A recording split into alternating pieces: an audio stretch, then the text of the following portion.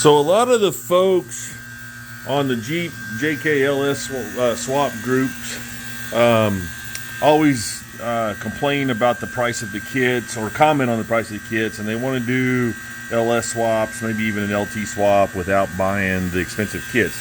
For me, I live in Texas, so although I run my tube doors the majority of the year, there's a couple of months in Texas where I want my AC to work. So very important for me to do that. So I did buy the kit. The Motec kit did come with a nice radiator, and although it didn't have a dryer, it came with the AC condenser. So you buy a dryer and away you go.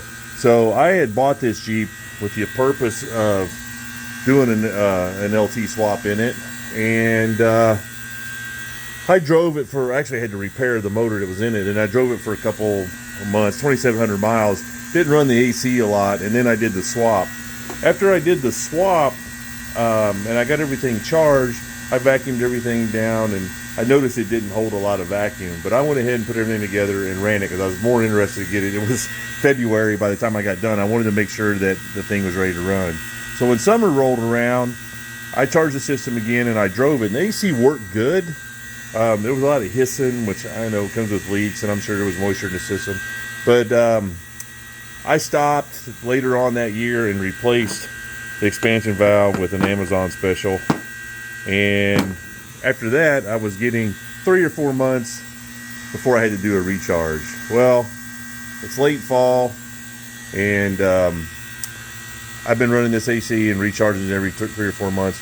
I want it to work now, so I had a little bit of time. So when I started today, it was a nice sunny day outside.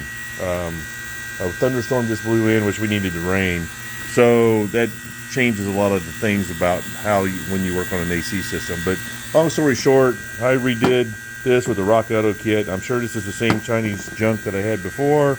I put another dryer in it, and I did replace the Schrader valves, which were leaking. It tightened up a couple of hoses.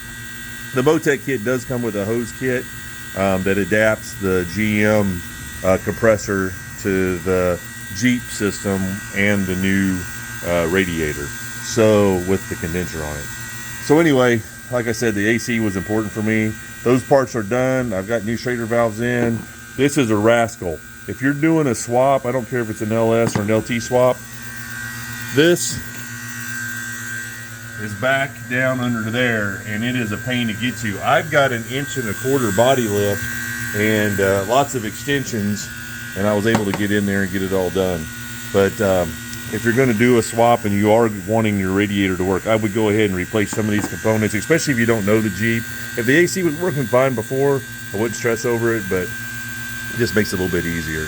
And I went through a couple, tightened some hoses, Schrader valves. Got this mess. My shop is actually full of other Jeeps right now, and my daughter called me and said she was moving back from Manhattan, New York to possibly Houston, and she wanted to know if I was interested in building yet another Jeep. So don't know if she wants a V8 one or not. I'm going to have my hands full with that, but I'm looking forward to it. But anyway, I'm looking forward to getting my AC conquered and not having to recharge this thing all the time. So this is my daily driver. I've gotten 40,000 miles on it in the build in 3 years. And I love driving this thing. The kit was worth it. I bought the Jeep to swap. I've got $29,000 in this thing, and obviously a few repair items. $49 for the AC kit, you know, just regular maintenance. But yeah, this thing's freaking awesome. So we get the AC dialed where I don't have to recharge it, because it is cold. I mean, the AC is, when it's working, it is ice cold. So anyway, just an update. I'm in the middle of an LS swap and a C10 that I want to do AC on. I got a whole story about that. It'd be a tale of two swaps. I don't have the money in that one that I do in this one. Didn't want to. It was to see how cheaply I could do it. So anyway, for those that are doubting the Motec kit, I don't know what they are now. It was 10 grand 3 years ago. Worth every penny. I've got a dependable daily driver that I don't have to worry about, and it's a third of the price of a 392. And it sounds good and does exactly what I want to do. It drives to work, drives home. I've driven all over the country on this thing.